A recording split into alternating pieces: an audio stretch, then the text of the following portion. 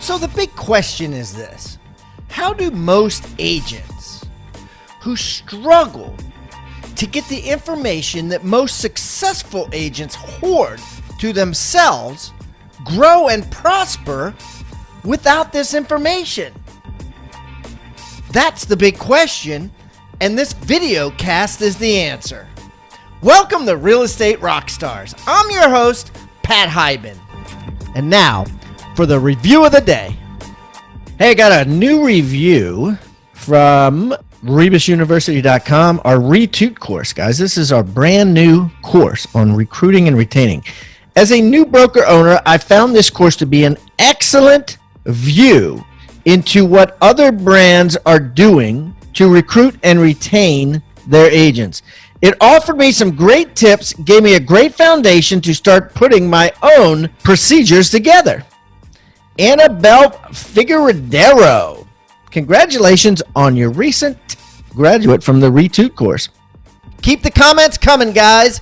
I love them. And remember, I eat feedback for breakfast, so give me a 1-star review if you want, or a 5-star review if you want. I don't care. And the more reviews we get, the better guests we get. So please, subscribe first, and then leave us a review or wherever you're listening.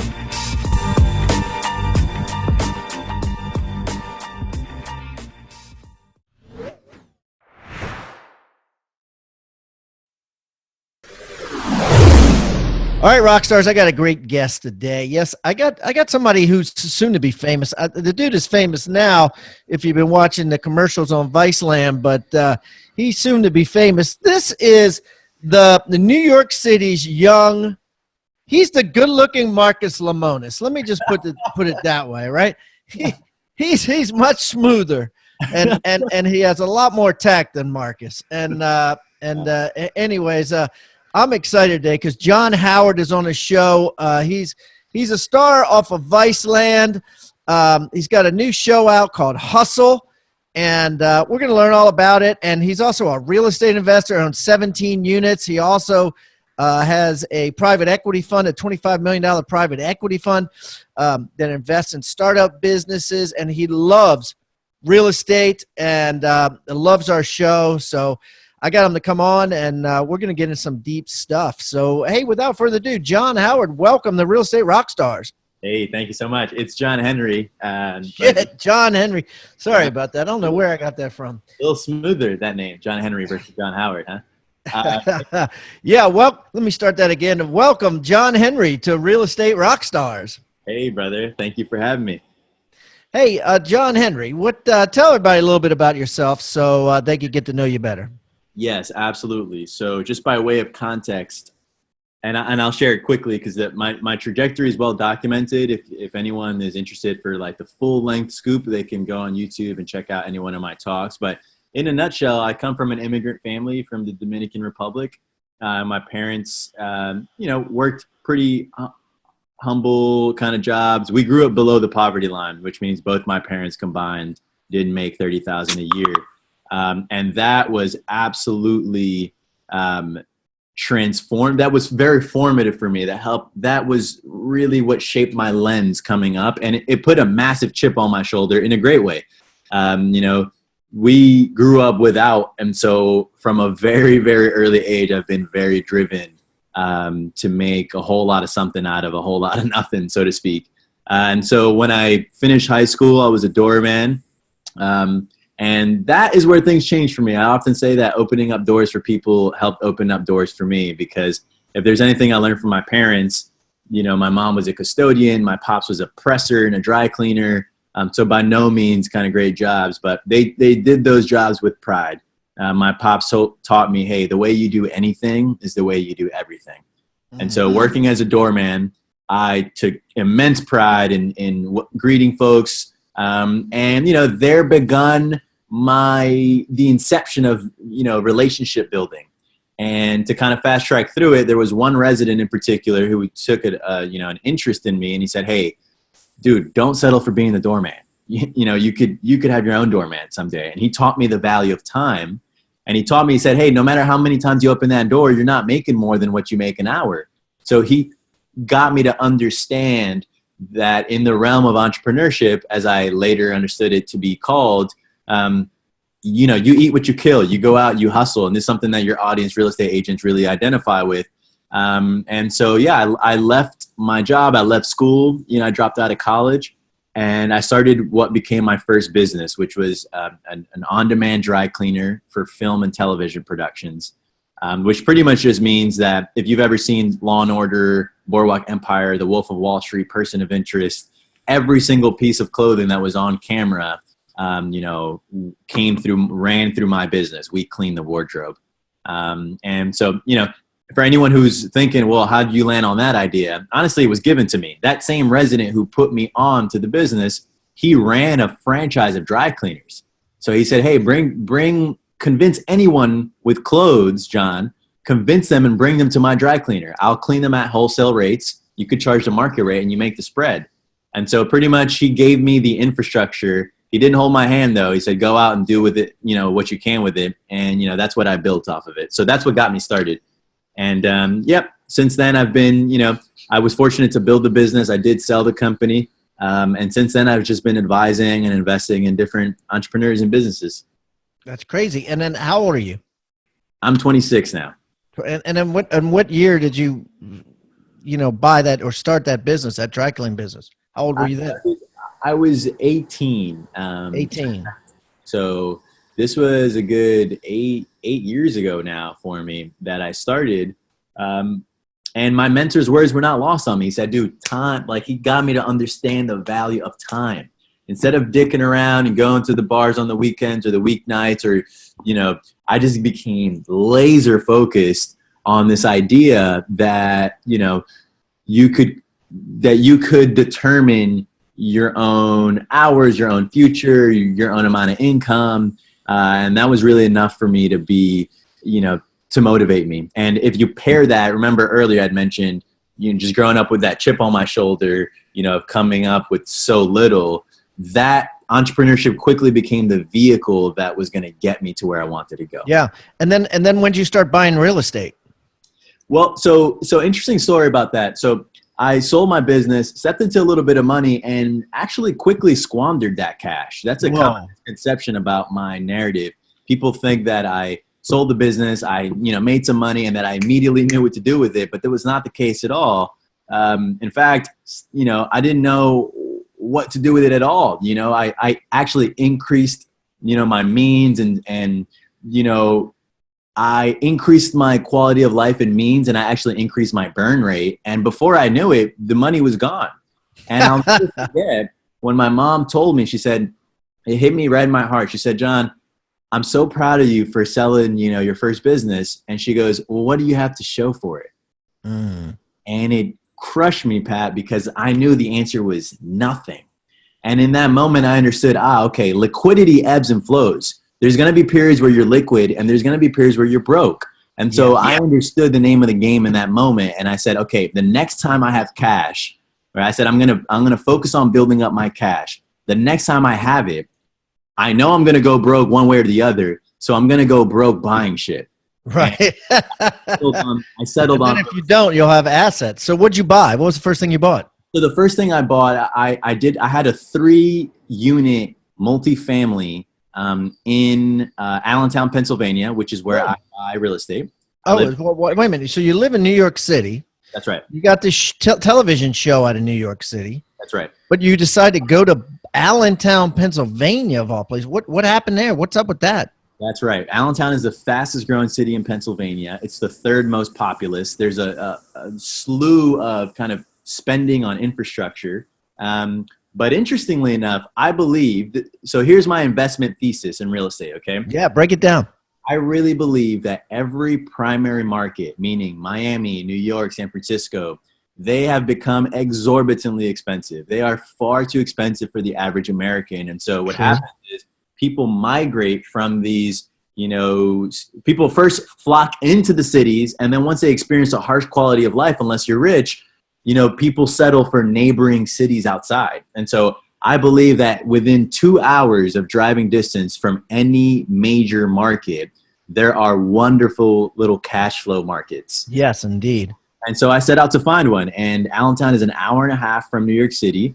It's a great up and coming market. And to answer your question of what did I buy first? Well, I had this 3-unit property under contract. And I'll never forget, I actually called in to speak with Grant Cardone, whom, I'm sure you've come across. Yeah, he came on the show before. Yeah. Okay, awesome. So I said, yo, Grant, I got this deal.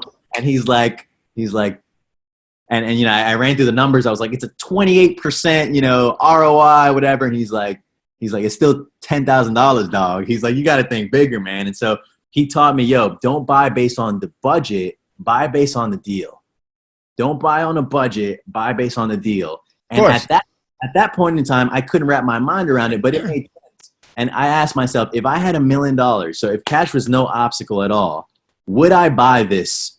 Or, what would I buy? And so in my mind, even though I didn't have the money, when I got rid of money as the obstacle, it's principle over precedent, meaning I wanted to find the absolute best deal I could find and then reverse engineer it from there. And so I let go of the 3-unit deal. I had it under contract. I was very close to buying it.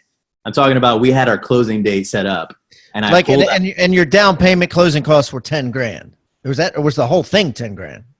Well, it was a 3-unit deal, and the property was $125,000. Okay. I was gonna put down 25 on it, and my earnest money was like $3,500, and I lost the money. I took that one on the chin. I said, you know what? I don't feel comfortable. Why?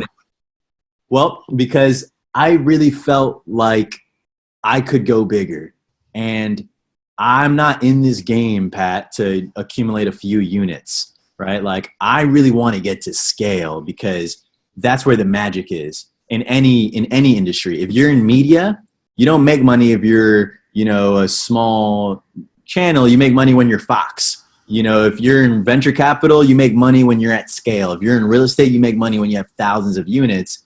And so, I figure I'm 20 something. I want to be at this for the next 60 years. So what'd you buy instead? So instead, I let that deal go. I found a beautiful 10-unit property. It was right in the heart of downtown, right across the street from the Starbucks, right across the street from a major arena that's down there. And Grant Cardone says, yo, buy it 16 units. I didn't give a shit about what he said. I cared about the nugget that he imparted on me. And he said, hey, buy what's valuable.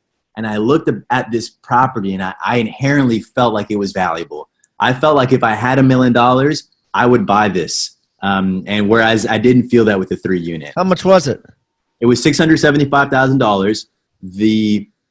And that was really the start of that real estate career. Here's what I had, right? I had $25K in cash. That was the same down payment that I was going to put towards the 3-unit. Instead, I put it towards the 10-unit. And, I had to raise the rest. So I went through the hurdles of, the banker, like, hey, it's your first time doing this. I don't know if we're comfortable lending with you. I jumped through every hurdle: bank, insurance, inspection.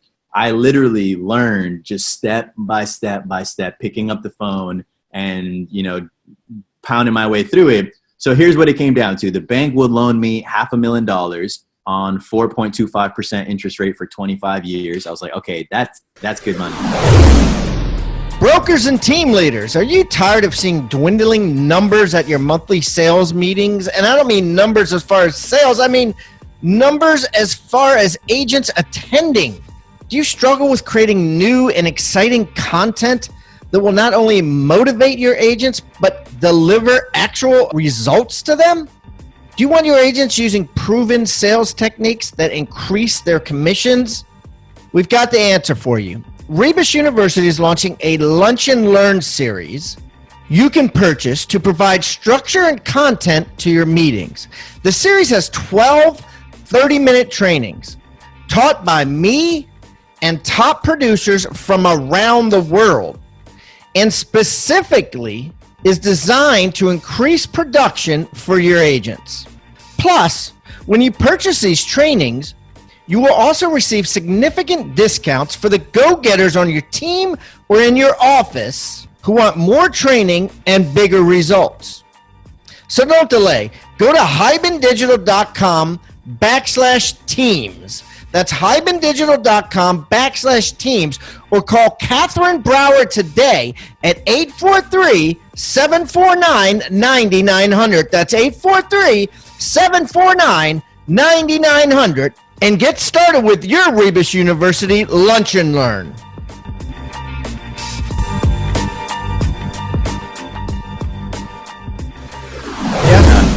And I needed to come up with 200 grand. I had 25 grand. And I said, all right, well, that's a start. And so I started pounding pavement. I started calling friends. Hey, look, dude, I want to build generational wealth. You know, you make money, but you don't have it parked into anything. You know, trust me. You know, and at that point I had already had a reputation for being a businessman. And so little by little, $25,000 at a time, I did accumulate a little syndicate of folks, and we got the deal done. So shortly thereafter, I bought another 7 units, which brings me to 17 units. And it has not been a walk in the park. I have lost actually a lot of money on that property all of last year. And we can get into that in a moment, but yeah, and I know it's probably repairs. I mean, whenever you buy those, you know, and I don't know where Grant gets the magical number 16, but in my experience, you know, you got to go even bigger than that. You know what I mean? Unless you have an apartment building next door, you know, if you're going into a new area, you should. We usually strive to go for 100 units, you know, because really? Wow. I've had a couple 18 unit, I had a 5 unit, and the repairs just kick your ass. I mean, the repairs just overwhelm you, and the management, especially if it's in an area where, you know, people tend to require a lot of management. Exactly. You know, so that's probably what happened, right? That's exactly what happened. And I learned these lessons. You know, I'm a deal guy. And so when I closed a deal, I moved on to the next deal. And then I got hit in the face with operating this thing. Right. Building. There's a boiler. There's a, you know, roof, windows, all the stuff. And so, and, you know, with snowing, someone's got to, you know, move that shit. I really had to learn. Probably snowing there now. That's right. So Allentown. So, okay. So tell me about, so now how in the hell did you get picked up by HBO? What was that? How'd that happen? Well, pretty much I built and established a reputation of just kind of being a deal maker, you know, whether it's in investing in startups. I'm a part owner in a dental practice and a cafe. I own part of a media company, hemp company. I own some real estate, and I've just been moving and shaking for a long time. And eventually, you know, some folks have advice and some just kind of caught word of, you know, this kind of young deal maker, and they thought, you know, it'd be really interesting to kind of package a show around this. And I fell in love with it because I really want to show a transparent and really authentic look at what entrepreneurship looks like. Because what it doesn't look like is Shark Tank. And by the way, I love Shark Tank, but the viewer gets the instant gratification of, okay, pitch, and does he get money, yes or no? But everything leading up to that pitch is what we focus on. The hardships, you know, slowly building up your staff, you know, closing deals and so forth. And so our show is called Hustle. It is executive produced by Alicia Keys and Marcus Samuelson. And our show really focuses on the authentic experience of being an entrepreneur. So you define that, like, right. So, you know, are you saying essentially that, you know, Marcus Lemonis and Barbara Corcoran and these sharks are inauthentic in the sense that, you know, all you're seeing is what happens up front and you're not seeing what happens on the back end, or like what? Explain that a little bit better for me. Yeah, I appreciate that question. It's not to say that Shark Tank is inauthentic. It's more to say Shark Tank is to investing what Indiana Jones is to archaeology. Damn. Right? It's like, you know, archaeologists are not like Indiana Jones, you know, kind of swinging off of shit. And like, right. It's a lot, you know. Sensationalized. They've sensationalized investing. And they, you know, they kind of brilliantly, they nailed down a format that works really well. I love watching Shark Tank. And as a viewer, you know, you can watch it with your buddies and then you can kind of critique the business. Yeah, sure. You know, my experience around entrepreneurship, particularly with my first business, you know, this dry cleaner, when I was running my dry cleaner, I would read these headlines in Fast Company, TechCrunch, and, you know, it says, you know, business boy wonder raises $15 million, you know, this and that. And I was looking at myself like, oh my God, am I doing something wrong? Like, why does it look like everyone else has this crazy trajectory? And as I went on, Pat, I realized, wow, actually 98% of people in the market building businesses don't have a trajectory that is reflected in, the tech crunches and the business insiders.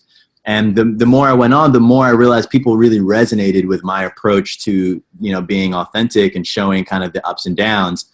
And so we decided to build a show around it, and it airs February 10th. So I'm particularly excited to see how the market responds. I might be wrong. People may not give a shit and say, you know what, I don't like this. I'd rather just focus on, the instant gratification. Or maybe if we're lucky, this becomes, a smashing hit.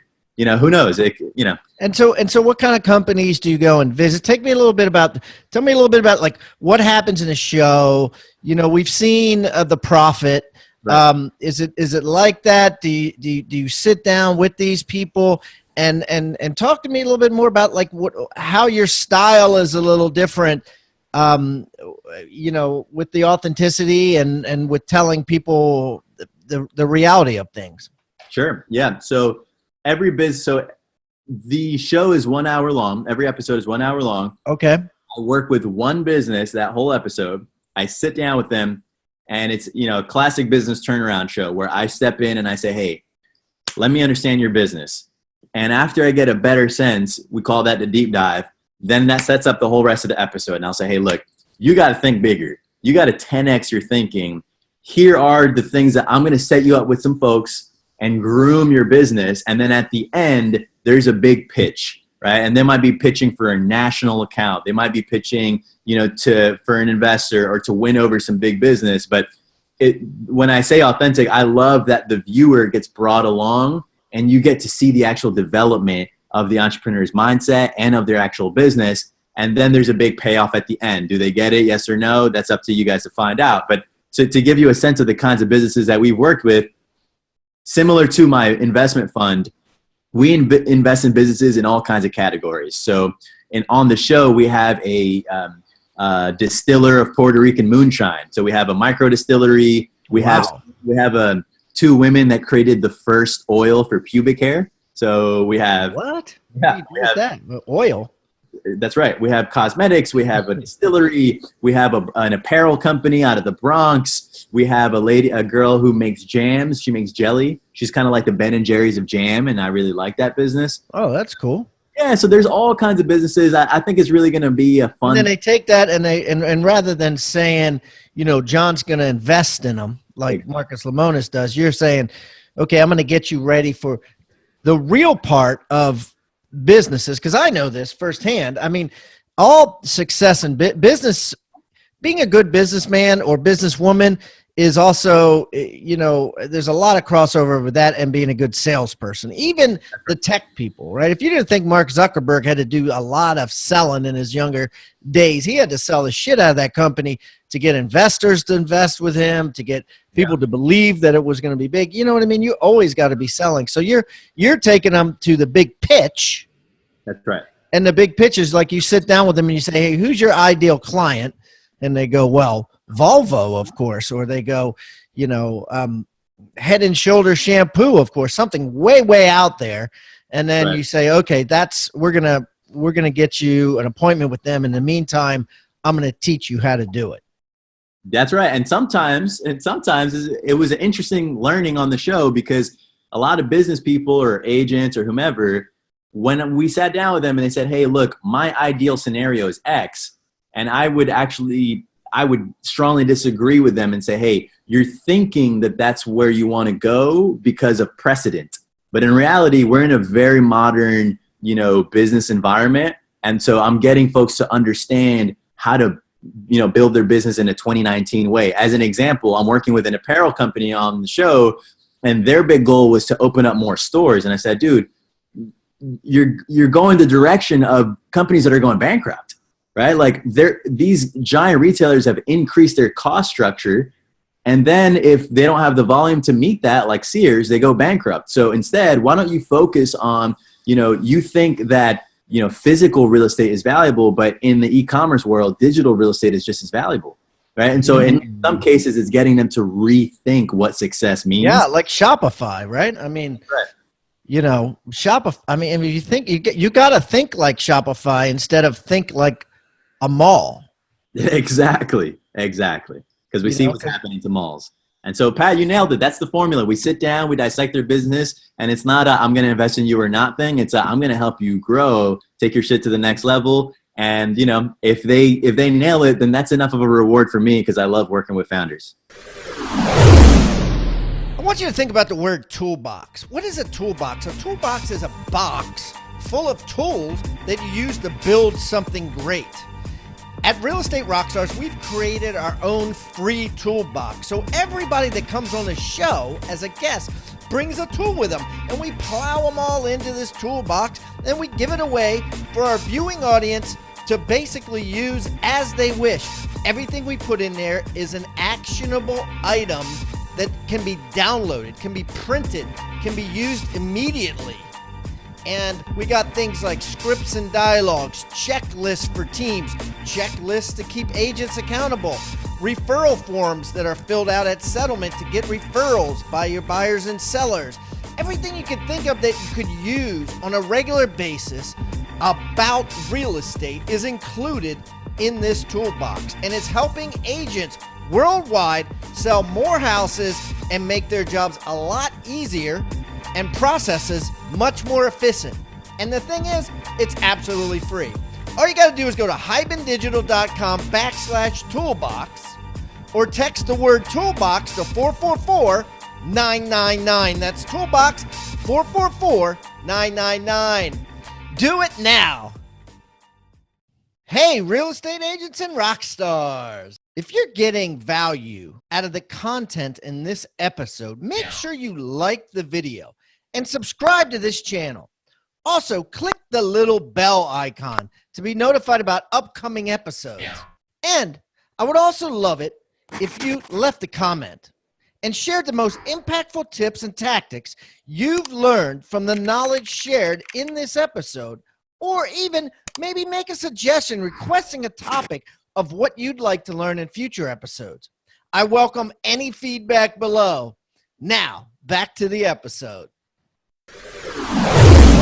Wow. So let's dial this down to how a real estate agent can benefit from this. And obviously, a lot of what you do is you set them up for the big pitch. So what are some advice you could give that you give to the people on the show that real estate agents or real estate brokers can use when they're pitching for, say, a listing appointment, when they're pitching for, say, why an agent should come to work at their brokerage? What are some great classic advice you could help us with? So a few things come to mind. Number one, 99.99999% of agents and especially those out in the market and even the ones who listen to your podcast are not producing enough content for the reality of the marketplace that we're in today, right? We spend 12 to 16 hours a day consuming peer-generated content. This is content that Sally and Joe just make and upload to LinkedIn or Instagram or Facebook. And if the majority of attention is shifted to these digital mediums, if you're not creating 3 to 4 pieces of content a day, then you're not creating enough content. So that's step number one, right? Okay. Because what happens is if you can create that content, you start building a reputation around, people have the ability to develop an opinion about who you are. Is that how HBO found you? Is that you was just putting out content on YouTube and just stuff like that? And they're like, who is this dude? You nailed it. I would not have gotten that opportunity had I not positioned myself. And so for a lot of the agents listening, they're trying to get more business, but they're out there shaking hands and doing direct mailers, and that's great. But the majority of clients and the majority, just the U.S. population at this point is on these digital mediums. So you need to be creating more content. That's one. Number two is I'm really big on there's riches and niches. Okay. So I'm a giant fan of going super specific, and rather than trying to be the best, single family real estate agent, everyone's doing that. Can you find something different? Can you package up what you're doing in a completely different way? And one example that comes to mind is, I live in Harlem. And Harlem is a neighborhood that's gentrifying immensely. And as I started traveling more, because I do quite a bit of speaking, I realized, this challenge is not unique to Harlem. It's happening in Baltimore. It happens in Atlanta. It happens in DC. And so I got this idea of like, man, I would love if a real estate person addressed a macro trend around, hey, this is how gentrification affects neighborhoods. This is how gentrification affects, neighborhood prices. This is how kind of the new and the old can kind of coexist. And if you had someone that can develop some thought leadership around that, but then their core business is they were an agent, that to me is completely differentiated. That to me is completely fresh. It's new, and it's way, more compelling than, hey, I know homes. That's your cost of entry, motherfucker. You got to bring something new to the table. You know what I mean? So something one different. Like instead of being the neighborhood expert, or instead of being the agent that focuses on, one style of person or whatever, you could be something like the gentrification expert, right? And then you could show, well, the 4 stages of gentrification are A, B, C, and where you could clearly see we're in stage 3 of gentrification, which means your property value will blah, blah, blah. Is that what you're saying? That's an example. Another example could be, I like things that lend itself really nicely to conversation. And so one mistake that I, as a founder, made, I see first-time founders and agents make this mistake a lot, is because you're pigeonholed and you're in your industry, you have an overinflated sense of importance around what you do. Like, no one gives a shit that you sell homes. They just really don't. Oh, this is interesting. So new agents, to generalize, new agents, a lot of people starting out new businesses have an overinflated sense of what they do. Okay, let's talk about more about that. That's right. So if you're a new agent, you're starting to sell insurance, you're starting to sell a home, it's new to you. So you think it's the coolest thing ever, but it's not new to the market. No one gives a shit that you're selling insurance or that you're selling houses or you're selling anything. And so how can you tie your profession into a conversation that's going on in culture, that's going on, that people naturally want to talk about? If you can tie your profession into some kind of cultural moments or trends or what have you, you're going to develop a very fresh perspective. You're going to develop a very fresh brand, and you'll find that people will start coming to you just because they like you. And you'll sell more homes or sell more of anything if you build brand, and then the sales come later.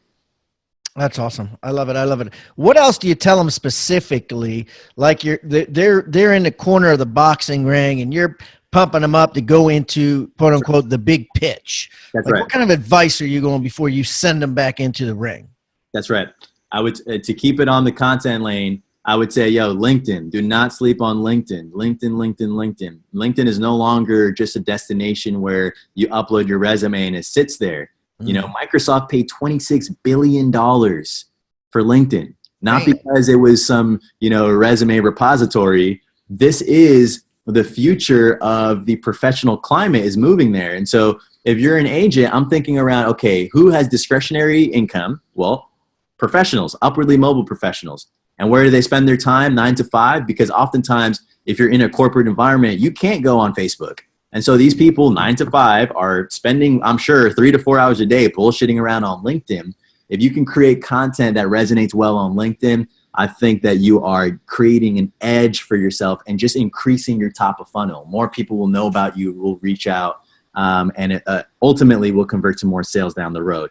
So if they were in my corner, I'd be jabbing them and say, hey, LinkedIn, content, fresh perspective, keep that in mind, and so on and so forth. No, I like that, dude. I went to a stock sale party on Saturday night in Denver. A company I invested in 4 years ago got sold to a Canadian company, and it was a great party, and I met all kinds of other investors, and I wanted to stay in touch with them because I want to find out what they're doing after the 6 months is up, which is at the time we'll be able to sell because it's a public company that bought it. And I connected with about 5 of them on LinkedIn. And they weren't on Facebook, they weren't on Instagram. You know what I mean? So that's right. So that was really cool. So to the new agents, hey, step in, find a lane, build brand awareness around that lane, increase your reputation. And Pat, you've done a tremendous job at developing a very consistent, forum and platform for yourself. Now look what you have. You have something immensely valuable where, I and, Grant Cardone, whomever will take time out of their day to join you on your platform, right? Because you have developed listeners over time. There is zero reason why anyone listening right now cannot replicate and do the exact same thing in their own lane. Zero, right? And I found the value to that early on. I wanted to speak. No one would hire me, so I created my own meetup. And then people came to me, right? And so I've been a big believer in developing your own platform, because that's the advantage that we have and that's uniquely available to this new generation. That's awesome. Well, this is incredible. So tell me about, like, say I want to watch your show. I got to have HBO, right? Well, it's on Viceland, which is its own actual cable network. Oh, it is? Okay. But it's like HBO owns it, right? So it's on like HBO Go. Yeah, they own a big stake in it. It's kind of confusing, but if you guys want to watch the show, it's every Sunday at 9, starting February 10th. Come check it out. It's going to be a great time. And it's on Viceland, the TV show, Sundays at 9. But also, for anyone listening, please do follow me on Instagram. I'm particularly active on there. Also, if you follow me on LinkedIn, I would love for you to come and call me out on my bullshit, because, you know, if I'm not producing enough content, you let me know. But I do pump an obnoxious amount of content across every medium that you can think of. So please do jump in, join the party. We can engage and connect. I respond to every single DM and comment and message. That's awesome. And I think he's got something with LinkedIn, guys, because everybody's going to Facebook and you know, LinkedIn, there's less barrier to entry. Now there is a lot of spam on there, so it's harder to get some sort of prospecting, because there's not a lot of spam on Facebook Messenger. But if you could be the agent on LinkedIn and the agent who comments on articles about your local housing market, and they see you over and over again, I think there's a good play there. That's right. And get creative around the conversation you tap into, guys. Remember, no one gives a shit that you sell homes, but what conversation can you tap into that you can tie your profession into that people do care about? Because everyone cares a lot about something. Can you create some conversation in that hot space where people care and then funnel them into your profession? That's how you close more business. I love that, John. So, John, as you know, everybody that comes on the show brings a free gift. And what it is a PDF, some simple download that people could use in their business, something someone might want to kind of print out and put on their corkboard or whatever. What is a free gift that you brought the Rockstar Nation today? Well, my friends, I don't have e-courses or books or anything like that, but I do have a framework that we use at our fund where we lay out the steps to grow a highly scalable business. So if any agent is interested in scaling beyond being a one-person army and kind of developing an infrastructure around yourself, we would be happy to supply that highly scalable framework. Do you have it on a piece of paper or something, or can you have somebody? Can I email it to you? What's the best way to get to you? Yeah, I'll send you an email. You got my email because I sent you an email earlier. That's right. So I'll send it to you. Send it to me. It'll be available for download, and you guys can. That'll be awesome. That'll be awesome. And guys, what I'm going to do is I'm going to put that on hybendigital.com, and I'm going to get this right. hybendigital.com/John Henry. It's real easy. 2 first names. hybendigital.com/John Henry, JOHN, and I'm also going to put it in the Agent Success Toolbox. So you guys can get that by going to hybendigital.com/toolbox or simply texting the word toolbox to 444-999. And here's the cool thing. You heard John say he responds to all his DMs. And so this is an opportunity for you guys to get to know him before he blows up and becomes way, way too famous for you. I'm going to put links to all his social media. I'm going to put all his contact information on there. So if you guys want to reach out and say thanks for the great advice, John, you can. And, of course, you could check him out on Viceland every Sunday night at 9 o'clock. John, this has been a blast, buddy. I wish you the best of luck. And thanks for visiting Real Estate Rockstars today. Thank you for having me on. Looking forward to staying connected.